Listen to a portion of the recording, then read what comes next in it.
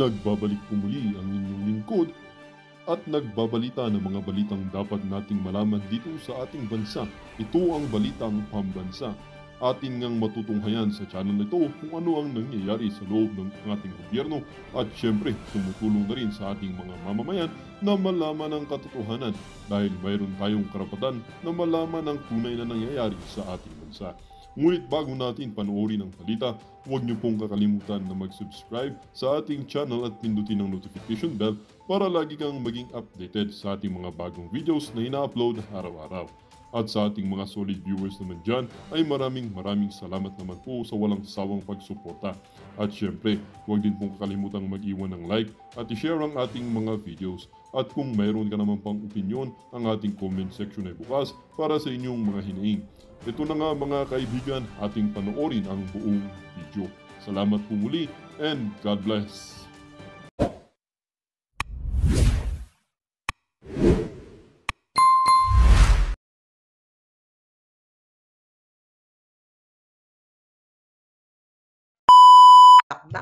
Apat na kaso ang ibinigay, ang kapalit ng mga hayop na yan, pero hindi naman sila nagwawagi. Nilalabanan ko yung mga jutang chinimis na yan. Pero kayo, balik rin kaya natin yung situation. Baka luka-luka na kayo ngayon.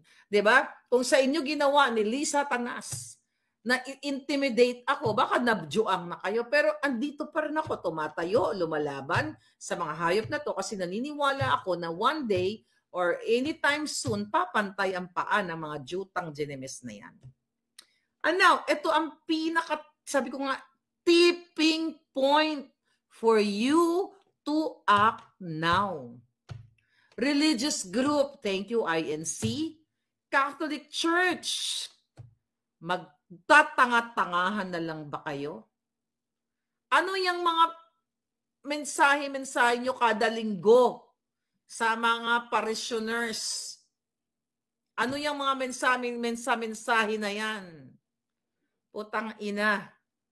Wala pa kayong ginagawa. Lahat kayong religious groups. Lahat kayo. Eto, blanco, malinaw pa sa sikat ng araw na binababoy kayo. Imagine mo, blanco yung mga line items sa budget. Gusto nilang isulat kung anong gusto nilang numbers. Ninakaw na nila ang pera ninyo. Imagine mo, kapag renew sila ng vow sa Paris, katulad ni Zaldico, nag-renew yan ng vow sa kanyang asawa sa Paris. Ayan, dalawa sila, kinasuhan nila ako. Tapos ang sasabihin ng mga hayop na yan, ako daw ay malisyoso. Ako daw ay gusto silang saktan. Gusto silang pahiyain. Ay putang ina nila, ayan yung nakaw nila, yung involvement, andyan mismo. O, noon si Amy Marcos nagbida-bidahan, nakasabwat si Tambaluslos at si Zaldico na binayaran ng tig 20 million each yung mga district, mga kongresista para isulong yung charter change na yan. Remember? That was December of 2023. Tapos ang reklamo kay Maharlika ay nagsisinungaling daw ako at sinisira ko ang kanilang imahe. Diba? Yung mga inulat ko, gusto nila akong patahimikin. Akala ng mga yawa na to, matatakot ako. I'm still here, buhay. Sabi ko nga, hindi ako titigil hanggat hindi pantay ang mga paa ng mga putang inang yan. And what are you doing? Diba? Ano, makinig lang kayo sa akin? Huwag nang kinig-kinig. Kumilos kayo. Kailangan nyong mag-alsabalutan sa inyong mga bahay at ipaglaban ang inyong karapatan, ang inyong kinabukasan. Habang nagpapasarap si Lisa Tanas, nangingidnap, nag-aadik, nagiinom ng alak, nagtsutsuksakan si Bangag, lahat. Kayo, hirap na hirap. Hindi makabili ng gamot ang inyong pamilya, hindi makaaral ng maayos ang inyong mga anak, hindi makakain ng tama, ng nutritious food. Yun ang importante sa buhay ng tao. Hindi nga kayo makatravel ng local dahil may pangbilong bugas, wala kayo. Ito yung pinaka big anong tawag dito? Pinakamalaking pasabog actually. More than anything else, ito ang pinakamalaking pasabog na ginawa ni Congressman Ungab at ni Pangulong Duterte. Kaya nga sabi ni Pangulong Duterte, my God, you will all go to jail. Kaya dapat hindi lang jail ito. Gurguriog. At dapat burahin na, abolish na yung Congress na yan. Dahil lahat sila magkakasabwat. Magkakasabwat sa pag-aadik, magkasabwat sa pagnanakaw, sa orgy, sa lahat na. Smuggling, bribery, everything. Lahat ng kasamaan, plundering, lahat. Hindi nyo pa nakikita ng mga mata ninyo? Ang mga relo ng anak ni Tulfo, lahat, although sa kanyang YouTube, yan ang mga in-exploit niya, mga kwento ninyo. Kaya kayo nga, pag nag-away-away kayo dyan sa mga buhay ninyo, huwag kayo punta-punta kay Tulfo, pinagkikitaan lang kayo. Tignan ninyo, ang mga bag nila, 5 million, 7 million, 8 million, ang asawa ni Tulfo, at yan nandyan, representante sa Kongreso. Tapos buboto pa kayo ng panabagong dalawang Tulfo na si Eric Sylvester, na umamin na TNT, tapos walang aksyon ng gobyerno. Ay, Diyos ko, Ginoo. Anong klaseng Pilipino kayo? Proud kayong ganyan? Ano pa? Andyan yung Quad Committee. Lahat na yan, paulit-ulit na nga lang yung buhay natin eh. Kakapagod na. Ano gagawin nito mga brusko? Ano kayo? Diba? Ang sarap nyo talaga kapunin eh. Alam niyo yun? Wala kayong mga bayag. At I hope yung Pangulong Duterte, so sinabi niya, mayroong kalalagyan yung mga bangag na to. Pero nag-aanda naman na si Bangag, nalalayas na siya. Huwag kang mag-alala, Mamarlika, magigising na mga Pilipino pag number 1 na tayo sa corruption. Okay, number 2 pa lang kasi sabi ni Kampong Chicken. Hay, nako. I hope nga palangga magising na. Sa tingin mo, okay? Sa tingin mo, okay? My God, nabayaran. Sus ko po, paaral nga palangga eh. Putang inang yan. Dapat yakapin na ni Aida yan. May ano yan eh. May AIDS yan eh. Okay? Sino yan? Mamamatay din yan.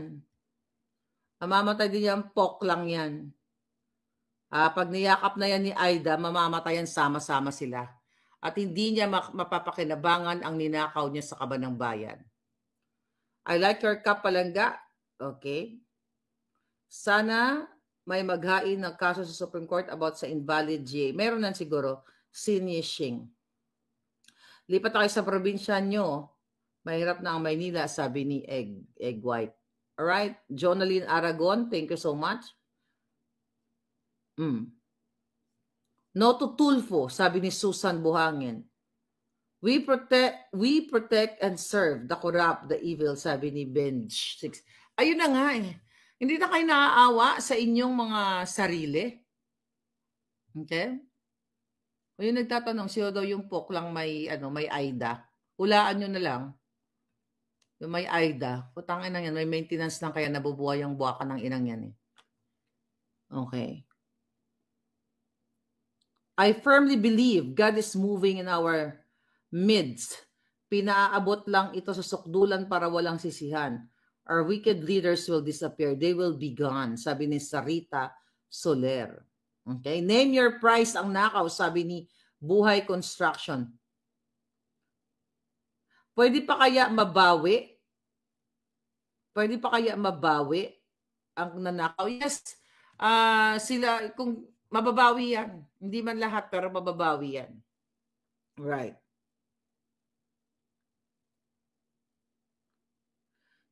Dindo Nuega, sana ma-freeze na lahat ng bank account nila. Ayun na nga mga palangga. So harap-harapan na ginagawa sa inyo. Imagine, ulitin natin ha, balikan natin ang mga issue, ang smuggling, okay? Hindi iniimbestigahan. Ang kidnapping ni Marcos at ni Lisa Tanas at ni Teddy Boy Locsinjoy, ay matapang yung buwakan ng inang matandang yan. Sana umano na rin, papumantay na rin ang paan yan, pati asawa niya. Hindi iniimbestigahan. Nangidnap sila ng 2 bata, walang investigation. Pero tignan mo yung ina-highlight nila. Impeachment, Sara, yung mga buang doon, nag-rally-rally na naman.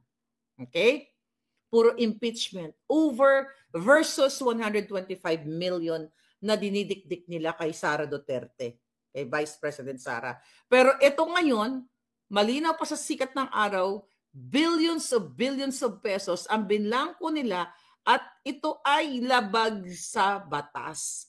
Labag sa batas, ano okay lang ba sa inyo yun, Palangga? Kayo mga OFW, encourage your family and friends na mga adult na makiisa kapag mayroong panawagan. Magandang mangyari dyan, simula ng sundalo na mag-aklas kaso tahimik ang mga sundalo, sabi ni Edison. Alright. Well, dapat magsalita sila. Kampihan nila ang taong bayan. Executive Order number 82, fill in the blanks, sabi ni LMM. May malaking ebidensya na ano pa ang hinihintay, kasuhan na kung sino ang dapat kasuhan, huwag nang patagalin, sabi ni Benjamin Oribe. Libog na sila sa power, sabi ni Warda. Ayun na nga mga palangga, grabe yung kanilang pagnanakaw. Ano pa ba ang issue?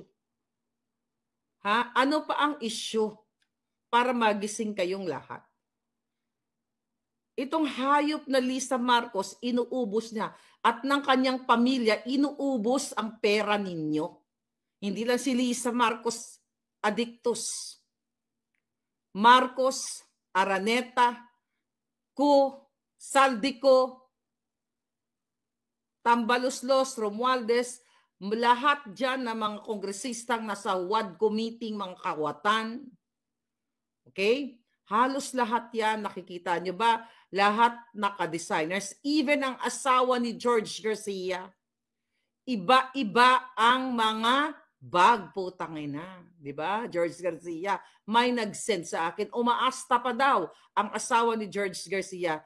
Okay, bago to. Yan, Comelec.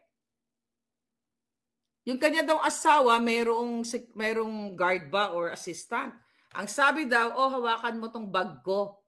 Kasi hindi ka pa nakahawak nan sa buong buhay mo. Ganon daw umasta. Ang question, saan galing ang pinambili? Diyan ba yan, George Garcia? Sa pagnanakaw nyo dyan? Sa Comelec? Or yung mga mga nyo dyan, mga transactionist nyo? Yun daw ang sabi, ihawakan mo itong bag ko kasi hindi ka pa nakahawak ng ganito. Saan galing ang mga pinagbibili ng bag na mga hinayupak na to? Halos lahat, magkano lang ang sweldo ng mga yan? Wala pang 300,000 a month. Nakakabili ng milyones na mga bag. Hermes, asarap ipalunok sa mga buwaka ng inang yan. Sanang malipol na sila ng Diyos Yung mga Rolex nila. Kahit paliguan pa ang katawan ng mga hayop na ito, hindi naman bagay ang mukha nila kasi may mukha silang mga demon, parang may mga sungay ang mga itsura nila. Sabi ni Cotton Finn, ang kerida ni George Garcia, I'm sure designer bags and shoes din. Meron ba siyang kerida palangga? Yan, hindi ko alam. Manhid ang karamihan ng Pilipino kasi pilit na pinapakain ng ayuda para matanggap ng Pilipino na ganyan na ang sistema, sabi ni Enero Winten. Ayun na nga, mga palangga. Okay? Okay. Pilipino ka ba? Sino ang Pilipino? May nag-aaway.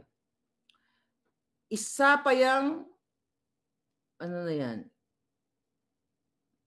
Pupunta ba si VP Sara sa inauguration ni President Trump? Sabi ni Teresita Atkins. Hindi ko palangga kasi hindi pa kami nag-usap ni VP. I'm not sure.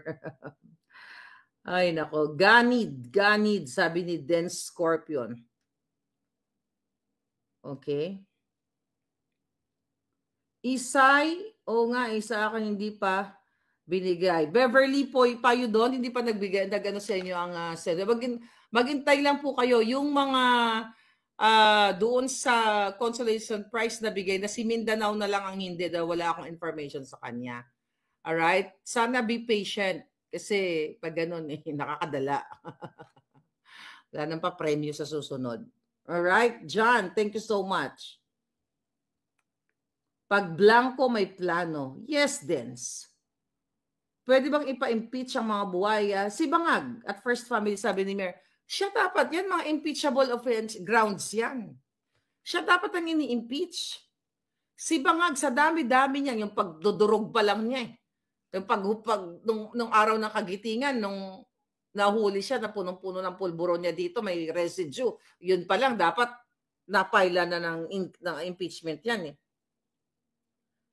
Sabi ni Mighty Crown, I saw their rally, somehow impeach BPC, but yeah, oo nga. Nakakapagod ang magiging Filipino dahil dyan sa hayop na Marcos na yan. Wating-wating, wait ka lang. Na-transfer na ba sa'yo ng Sendwave? Okay. Astig ang Kap ni Palangga. Comelec shutdown, no election, sabi ni... Malay mo, hindi na magkaroon ng election. You'll never know. Baka hindi na magkaroon ng election sa nangyayari. At yung sa binanggit ni Pangulong Duterte kagabi, meron yun ha. Merong ano yun, may laman yun. You'll never know. Baka ano talaga, baka kumilos na sila. Sana may gumawa ng impeachment, pipirma na lang kami, sabi ni Ana. Meron yan. Sa dami ng ninakaw niyan, tatakas lang niya mga yan, malalakas ang loob, sabi ni Jay. Kaya nga dapat dapat nga retroactive yung parusay. Well, may kalalagyan lahat yung mga yan. May kalalagyan, maniwala kayo, may kalalagyan yan. Pero dapat kayo kumilos niya.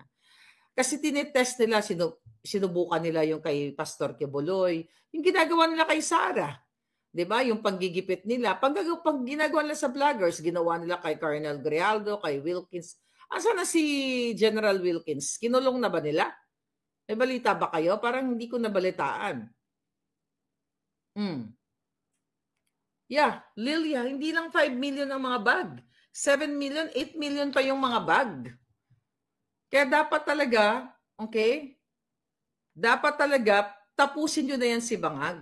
Dahil may liban sa addict na yung hinayupak na yan. Ano to?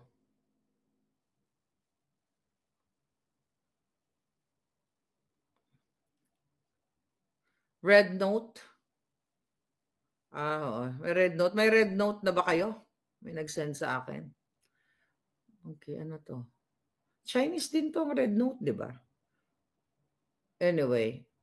Mamaya, abangan niyo po pala ha, ang aming 5 to 10 Philippine time, Kongreso ng Mamamayang Pilipino. Pwede kayong pumasok.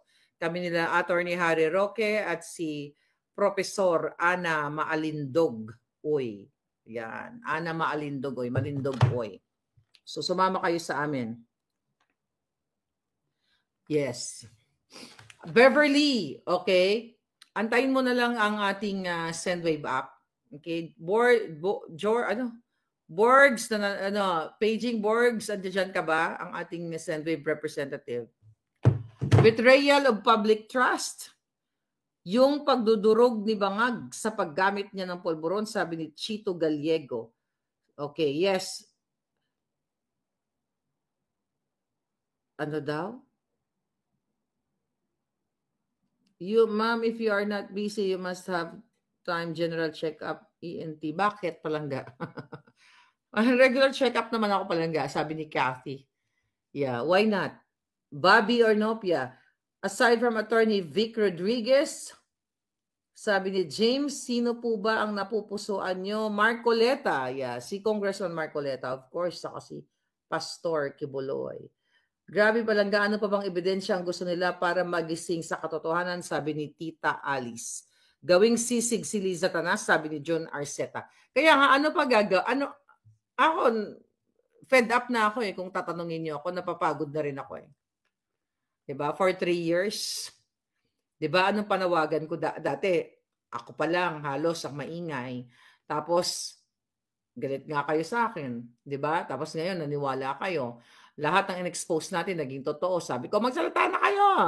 Inday, magsalita ka na. Vic Rodriguez, magsalita ka na. Yan si Attorney Vic. Nagsalita na silang lahat. Pangulong Duterte, magsalita ka na. Nagsalita na si Pangulong Duterte. Religious group, magsalita na kayo. Nagsalita na religious group. Ayan ang INC.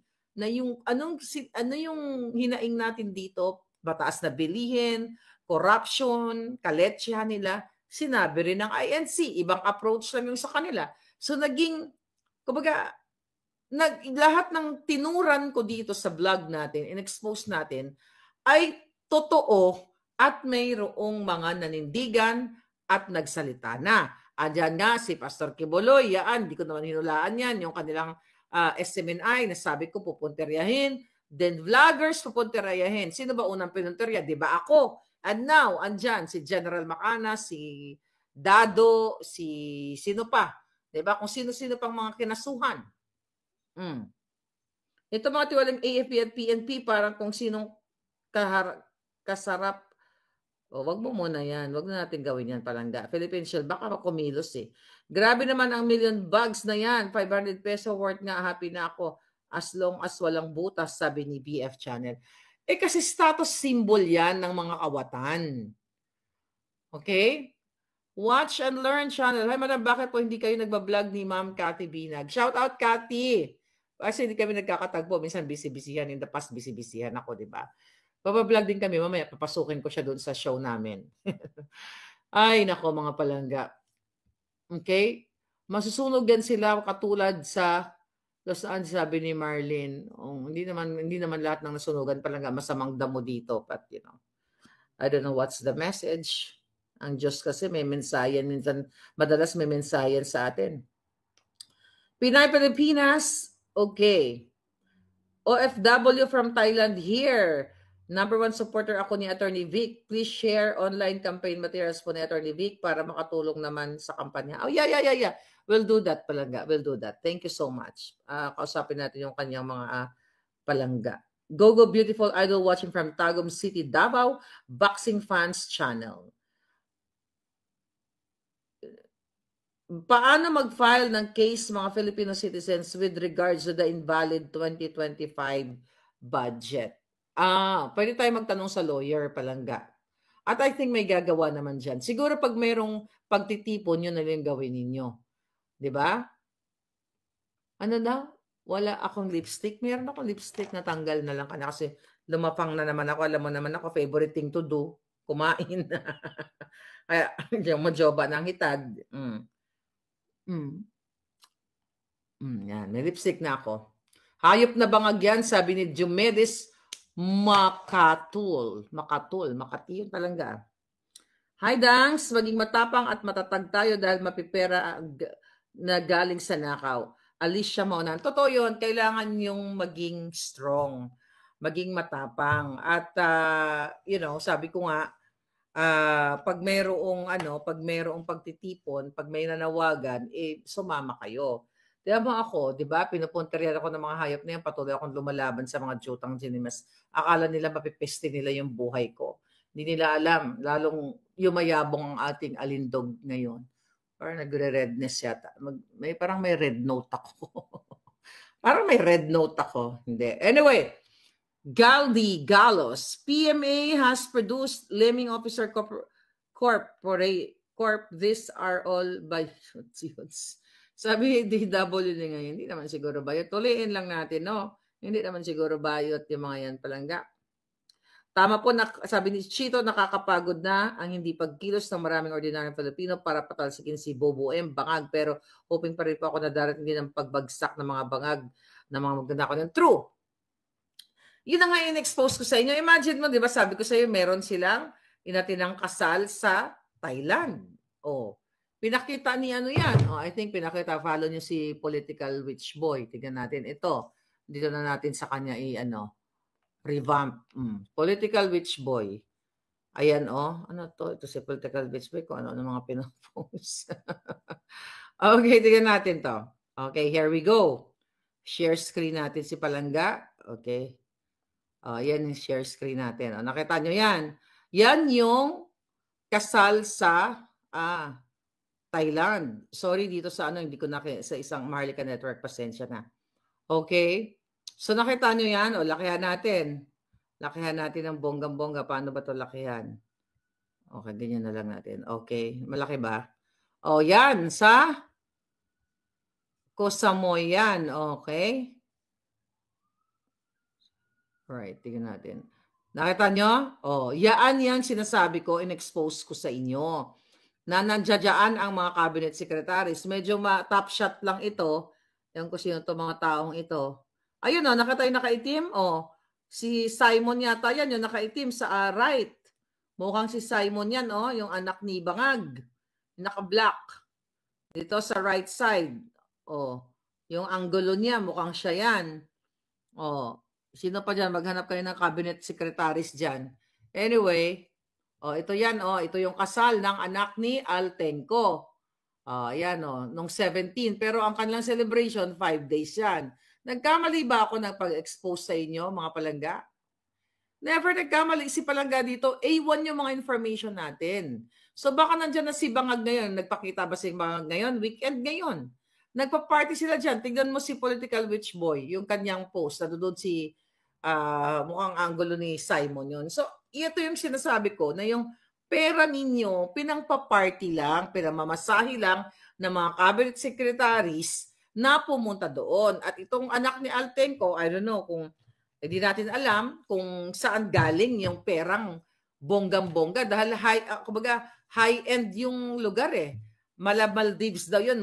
Kumbaga, ang counterpart nun is Maldives. Tapos yung mga cabinet secretaries, nandoon na. Yung iba doon, 2 days, 3 days, 5 days, nag-enjoy sa Thailand. Saan kukuha ng pera yung mga buwaka ng inang yan kung hindi nakaw sa kaba ng bayan? Lalo na si Bangag. Pasikreto sila lahat pumupunta. Oh. Tapos kayo, tatahimik lang. Sabi ko, ito na nga yung tipping point. Ito yung budget 2025 na binlangko nila. Na sky is the limit. Nila maglalagay sila ng numero o figures ng amount kung magkano ang gusto nilang ilagay.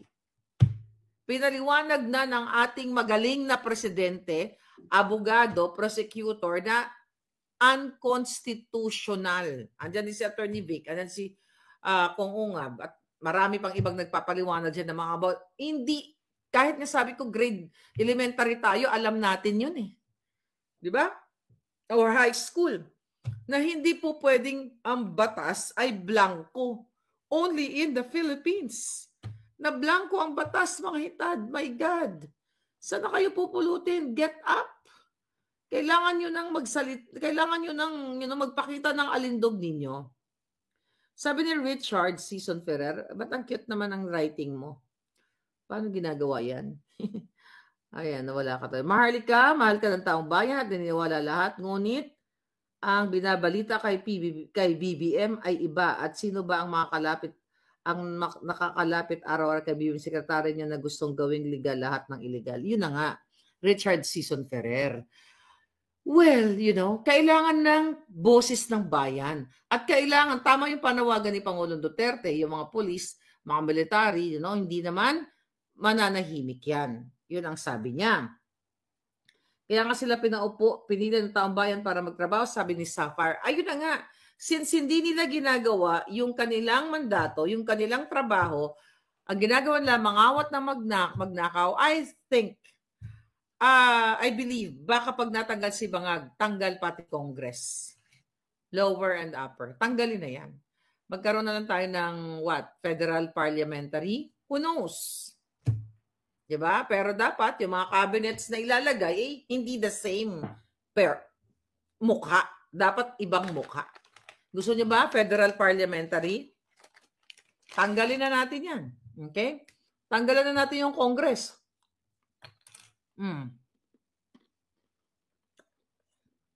Sa nireveal ni APRRD, be vigilant. Marami na namang ilalabas mga yan na diversion tactics para matakpan ang revelation tungkol sa budgets.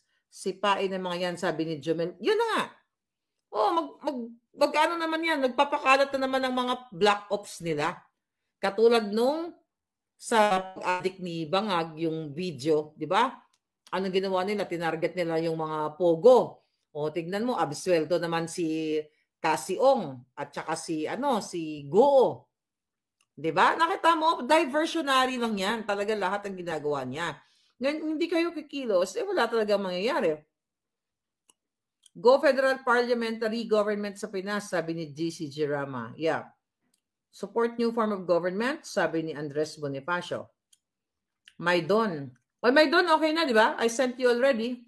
Si Mindanao na lang. Mindanao, nananawagan ako kay Mindanao. I-email mo ako. At saka si Angela Mahiro. Angela Mahiro, I need your information palangga. Ikaw yung pinaka, last. Dalawa pala kayo, hindi nagbigay ng information. Pati, ayan, they were using Alice Go as diversion. It's all